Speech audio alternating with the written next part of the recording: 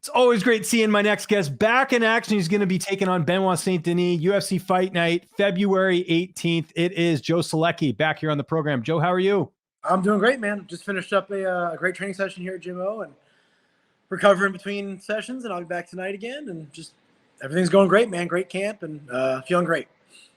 We haven't seen you fight in MMA since June. I know you had the grappling match in July. I think some people are wondering why we haven't seen you in so long. So what's the answer to that? Yeah, in the past, I've had long layoffs, but it was just like I didn't get a call.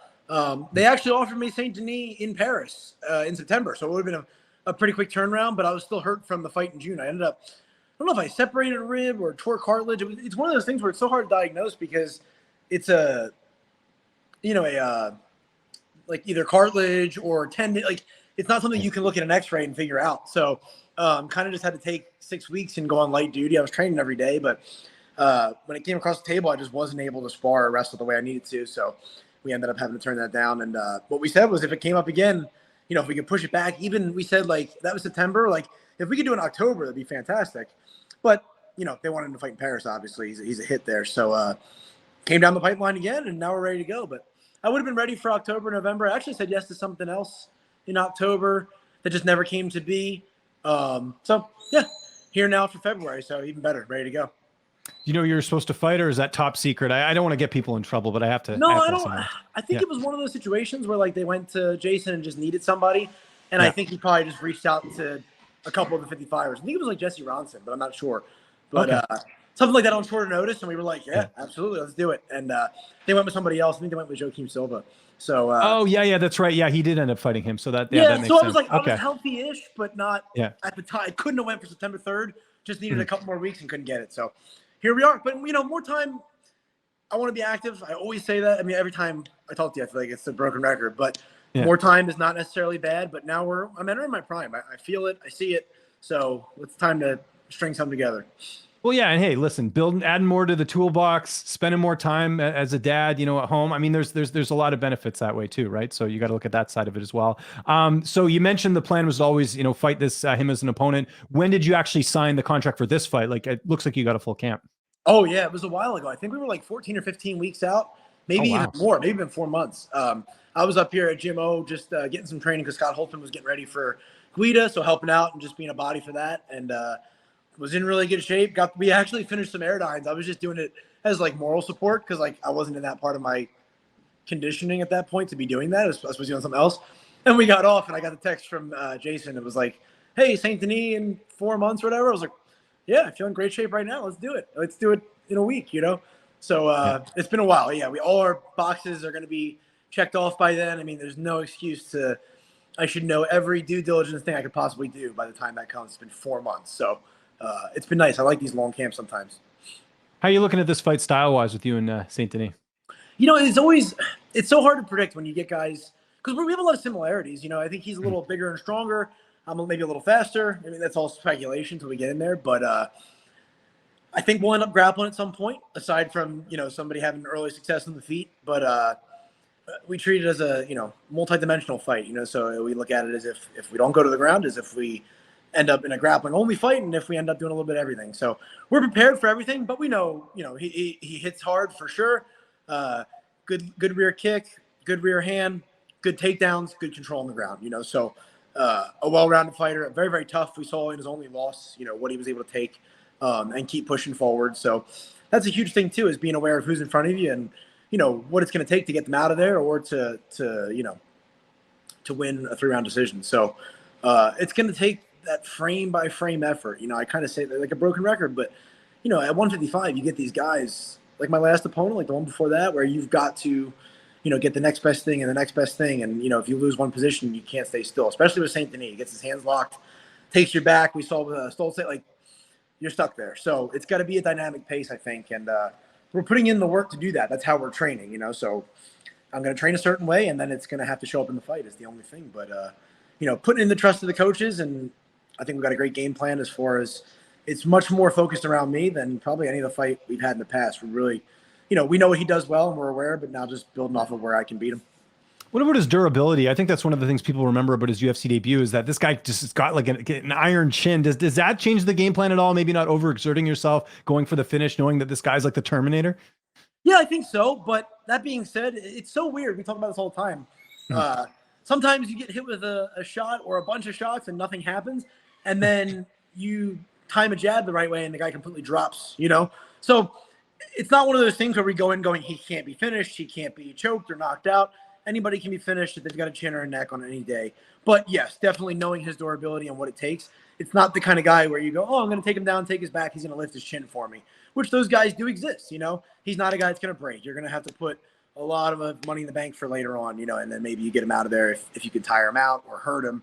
Different ball game. But yeah, I mean, tough is a prerequisite in the UFC. Everybody's super tough, but in a category where that's a prerequisite, he definitely exudes toughness even more than the minimum amount necessary. So we know that, and that's why we're prepared to go with him for 15 minutes every single frame of the fight. You mentioned Scott Holtzman. Who have been some of the other bodies helping you get ready for this fight?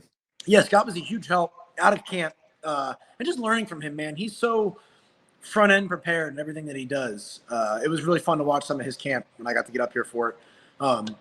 Yeah, everybody at Salty Dog Jiu-Jitsu, of course, John Salter is always a huge help, but especially Saint-Denis, just getting the grappling rounds with John is huge because it's one of those things where it can't be as bad as that, right? And no matter how good he is, he's not going to be as big and as strong and as good of a grappler as John. He's going to be big, strong, and good, but John's a different animal. So him, and then all the teammates there that help out, Wyatt Hopkins, Nick Maz, they've all stepped up to the plate when I'm home, and then have done a lot of my camp here, more so than ever before, even at Gym O. So all the guys here, man, we've got a mixed bag of veterans and up-and-comers. Brian Barberina was in the room today helping out. Paul Carson, Tom Lane, good college wrestlers. Demir, I'm not even going to attempt Demir's last name. Oh, no, I know who you're talking about. It. Demir, I interviewed him Yes. maybe like five years ago or something, and I know he's had some layoffs and stuff, but I see he's in the PFL Challenger Series, which is awesome. So I'm really excited for that. Yeah, that's right. Okay, yeah, that makes sense. Yep, another up-and-coming pro, Titus Moore. I mean, the gym is just full of guys chomping at the bit. So it's been a great mixed bag. Zach DeLeon, who always corners me and is one of my main training partners for years. He was at Salty Dog. Now he's a lawyer in Charlotte, so he ended up at Gym O. So it's like, just can't get rid of this guy. Another great training partner. So it's just been so many different looks, and everybody just going out of their way to really, really help. Be utility players, guys going left-handed, getting the guys that are left-handed, big, strong grapplers, just everybody stepping up. So, yeah, it's been great, man. It's really great when you have these guys just being so selfless. I really appreciate all their help. Two other names I wanted to ask you about. I know they're not in your weight class, but I'm just wondering if they've been in the gym or around the gym. Chris Weidman and Anthony Smith, I know, was doing some training out at Gymos as well. Have you seen either of them? Or? Yeah, Chris has been in. I was able to cross paths with him last week here, and I think he's been in pretty darn consistently, which is cool. awesome. So hopefully we'll see something soon. I don't know. I know he's training hard. I don't really want to ask anything more than that. Just no, of course, yeah. You don't want to pressure him. Yeah. Like, when are you coming back? But I'm pretty certain that's on his mind because he's just so competitive, man. It's so great, man. He's another one. So great just to be around. You just get the rub being around him, and he's got a lot of experience, and he's just really helpful, man. Just such a nice guy for all the things he accomplished. He's very humble. And then, Anthony Smith came out here a while ago, and I know they've crossed, he was back for a little while, and then I don't know where he's at right now, but another guy we talk about all the time when we talk about him having come in here, we always talk about how nice he was. Him, and he bought his, I think it was his kickboxing coach. Super nice, man. He was like hopping in the regular classes and just like being a team player, like super nice guy. So it's cool. It's funny when you go to a regional MMA show, sometimes guys are kind of like, they puff their chest out and they're like acting. And then you meet the guys who are like title contenders and champions, and they're like super humble, nice, everyday dudes. It's like, you guys got it so backwards on the lower level. Like, it's just a job, it's just a cool job. Yeah. And I mean, just to speak to Anthony's character, I mean, how about him he was supposed to fight Jamal Hill. Now he's helping him train for Glover Teixeira. Like, what a good guy he is for that, right? Yeah. And I think that's right on par with like who he is behind the scenes too. Like that was like a headline maker, but that's who he was when he came and trained out here too. Yeah, that's awesome. Your corner, will that change? How are things looking for that ahead of this fight? So I'll have Jeff Jimmo, my head coach, Zach DeLeon, and then always I have John Salter. But this time I'm thinking he'll have something coming up here to announce soon. So where he might be back home training. So I'll have my longtime friend, a guy that used to corner me. We trained together down south forever. He actually owns a gym in New York now, and in Brooklyn and Bay Ridge. My buddy Ali Alreda. He's like one of the first guys to help me get into MMA. And when I used to go fight at CFFC, because he was only in New York, not too far away from Atlantic City, he would drive down and corner me. but he's never gotten to corner me. When I got to the Contender Series, we were only allowed 2, so he didn't get to corner me. And then ever since we've been in the UFC, and Jeff Jimmo's been cornering me, so this will be his first time getting a corner. He did all the grunt work on the regional scene. He never got to get a fight kit. So, there you go. Now it's finally after all these years. Yeah, he's one of my best friends. So one of those guys just knows me, you know, and he knows fighting at a high level too. He fought, he did jiu-jitsu, he's, you know, but also just like knows me. So he'll be my third. He'll be my third this time because John will be in camp. So that'll be the only change. But and then you know, next fight back to have my MMA big brother John Salter in the corner, because hopefully we won't be on the same time frame. But this time it's all right. He'll still help me in camp, so that's all that matters. How's this fight unfolding on February 18th? I mean, fighting's unpredictable. That's the biggest thing that I think I've had to learn in my UFC career, was like, expectation is ridiculous, but I have to go get him, you know? But the nice thing is we know who's in front of me. We talked about this. Like, he's going to come out and meet in the middle, and that's where I can, you know, do my best work. So I've got to put a pace. I got to stay low. I got to stay in good structure, be disciplined, and I think the rest will take care of itself. But stick to what my coaches have laid out for me. Good things are going to happen. And then, you know, I always see it 15 minutes hand raised after, you know, a grind of a fight. But if the chance comes up, we're in the shape, we're on the front end work, preparation-wise, technique-wise, game plan-wise, to definitely capitalize. But I plan after 15 minutes, get my hand raised, always. How are your holidays? Did you get a lot of time with the family? How's your daughter doing? Man, fantastic. Everything was great. I got a 2-year-old. She's nuts. She was opening gifts, being crazy. I told her on another interview that I got her a bike, and I was really excited because like it was like her, you know, that was the big one. And she got it. She put her helmet on, opened up the bike, cried, took off the helmet, pushed the bike down, and said, "I know ride this." I was like, at least she was honest, right? Yeah, so. I was like, this is parenting a 2-year-old. So she liked the little stuff, but Christmas was great with her, and it was amazing. And then actually we found out, by the time this gets edited and put out in a day or so, I'm going to post, like, as soon as we get off here, I'm going to always talk about it. We just got our pictures back. We're expecting a little boy in July. So oh, congratulations. It's awesome. Family's growing. So man, no better news to get before like a fight camp too. You know, just kind of, you don't really need that. Motivation's fleeting, but it was one of those things where you just level up. You're like, oh man, like, just a reminder why you're doing this. So yeah, we're having a little boy in July, God willing. And yeah, so everything's just been great, man. It's just been a great year. Everything's great. And this is just another bonus of getting to get out there. And, you know, now you got to think, like, for me, I'm thinking of it. I was so scared to have a little girl.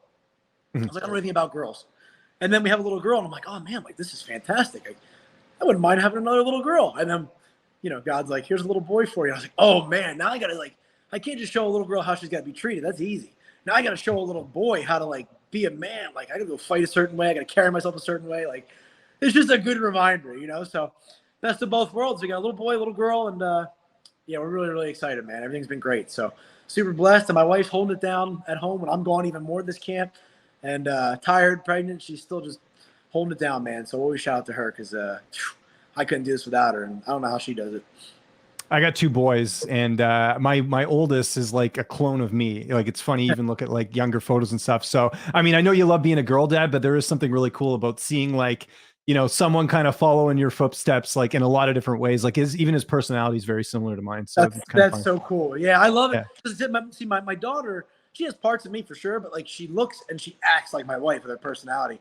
So like, when we communicate, it's so funny, because my wife's like, how come you guys don't butt heads? Like, I said, well, I know how to communicate with you without butting heads, so I just do it to her. And I'm like, oh man, a little boy's gonna be like me. Like, he's gonna be thinking and quiet. I'm gonna know what he's doing. It's gonna be fun. So yeah, man, super excited. Awesome. And we're excited for this fight, Joe. I can't wait. UFC Fight Night, February 18th. If there's anyone you'd like to thank before we get out of here, any sponsors or any social media you want to plug, I'll give you the last word. Yeah, just everyone we talked about, man. Everybody, the normal camps to train at, you know, Salted Dog Jiu-Jitsu, Fitness Edge MMA. Of course, I always train there. This camp, I haven't been there in camp as much because I've had to come up to Jeff Jimmo's more, but out of camp, all my work is done there every single week with Chris Gowd and Cody Jones, all those guys. Alan Branch has been a huge help when I'm home in my kickboxing. And then, like I said, man, Jeff Jimmo has been a huge help this camp. Just getting up here that extra time and being around him. He's let me stay in his house, and just, man, he's such a well-rounded, amazing coach that people don't, you know, we talk about him, myself, Brian, Scott, when we get, you know, John, when we get interviewed. But aside from that, I don't think he gets his due, man. He's so good in every area, like, so well-rounded, even on to the meal prep. Like, he just does it all. So a huge thanks to him. Just really lucky to be observing him, learning from him. Yeah, and then everybody we talked about, man, my family, and Oh, I want to shout out my own grappling promotion. All In Grappling will be March 18th, so a month after my fight. We're going to have our second event, and yeah, we had a great time with the first one. Just another fun hat to put on, get into like the promotion a little bit, and it was a good time. So just getting to watch like the next generation of, families come and jiu-jitsu, and it's a little more laid back than fighting, so not quite as intense, more of a, a family-friendly, good time, and so that'll be March 18th. So if anybody wants to check that out, if they're in the area or, within a couple hours away and want to drive in, just they can follow it on social media. It'd be a huge help. So other than that, man, just everyone to talk to Dog, Jimbo, and my family. I just appreciate it. And I appreciate you having me on always, man. It's always so good to talk to you.